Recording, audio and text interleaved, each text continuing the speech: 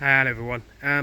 Yeah, the reason I posted the video yesterday, and it was one of those clips that I take hundreds of a month, and I was never going to post, but it proved something. It proved that these ladders were on my lean-to roof, because my next door neighbours have moved out, and it's a council type property, so anything they bring they have to take, and then there's a turnaround period, and I need to get some things done before that happens. So my ladders got left in the garden overnight, and then council contractors came in, and then they disappeared.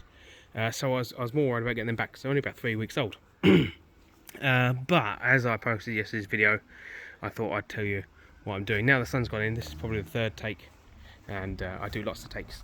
So my lean-to extension was never finished. I started re-roofing it last year, and I got to a certain point and just tacked it down, and then I was waiting for the neighbour, because the neighbour said he was going to move his shed, get rid of the shed, and then I could basically re-roof the whole way through. And this was the main concern, which is probably the bit that's going to be left to last, is the temporary lean-to roof spans there, but higher and level, square true. This wall is going that way and this way into the garden, but I'm working from both ends towards the centre.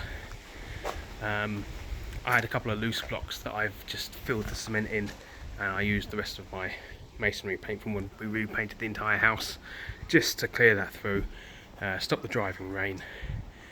I brought attention to well, you see where the clips are, they're level, and basically when the rain comes in and through and down, something froze in the middle, split. It was no good, so I put in a 32mm from the front to the back, a little bit lower on that end, so I can basically put two rain diverters off of there and transfer the water through.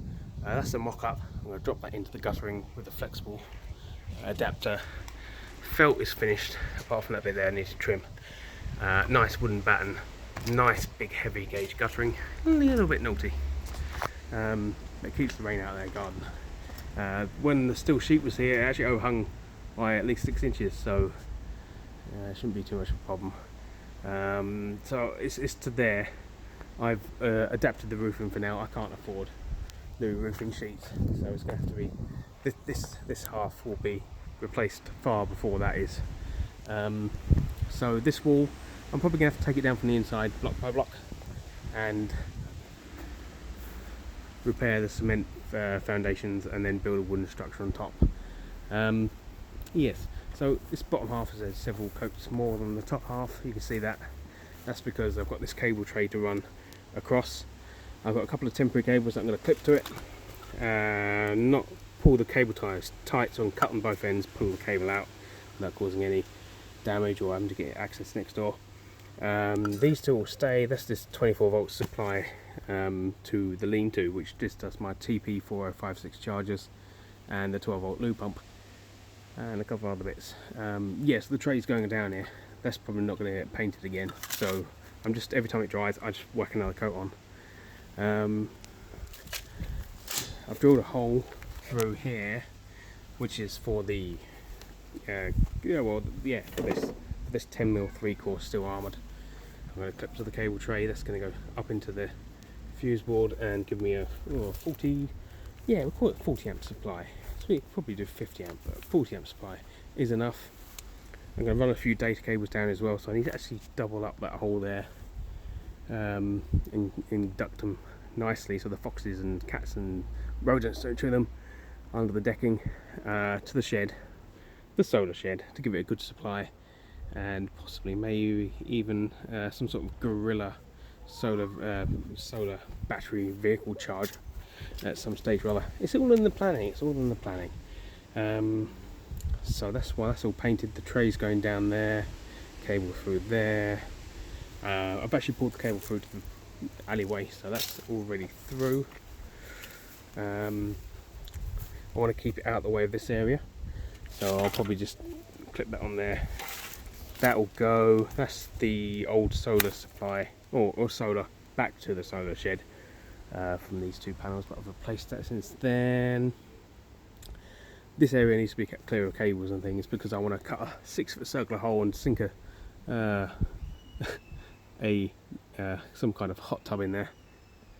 So I'm just preparing for that and everything. So my next job is basically to do the cable tray, pull the cables through, data, internet, and then it will be back to this lean-to roof to extend the guttering through, drop a 40mm or 32, it doesn't really matter. The volume off of these two roofs should be fine for 32. It's only a waste pipe.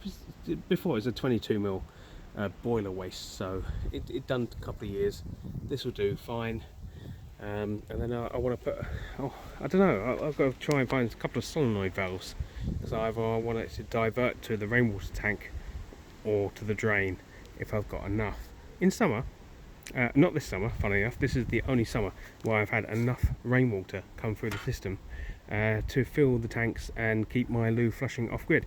Not once I've had to refill or use grey water. It's one of those things, and obviously rainwater is becoming more precious. Water is becoming more precious, so I want to capture everything I can. Maybe one day in the future I can sink another IBC at the back to divert that before it goes to the drain.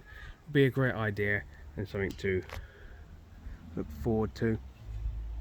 So yeah, it's getting a little bit late, so I can't really make too much noise. I'm not going to drill the other hole. Actually the rotary drill is overheated. I think I've probably burnt it out. It's decided it don't want to work. So that's 3 bars. This is a brand new battery, funny enough. Pop that in there. The switch is on there, and there's nothing, absolutely nothing. Can I do this one-handed? I probably can't, because I think that switch is stuck.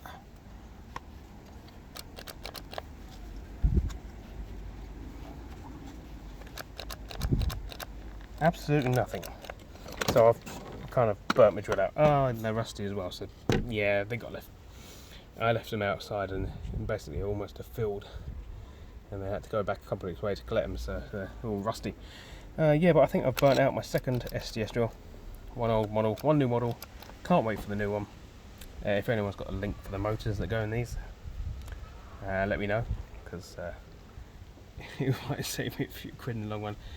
So I'll probably get the SDS sent back from the office, the Bosch one, to finish that off, and go from there. So yeah, thank you for watching. I'm talked out. Got a few more quiet bits to do before everyone goes to bed, everyone comes home.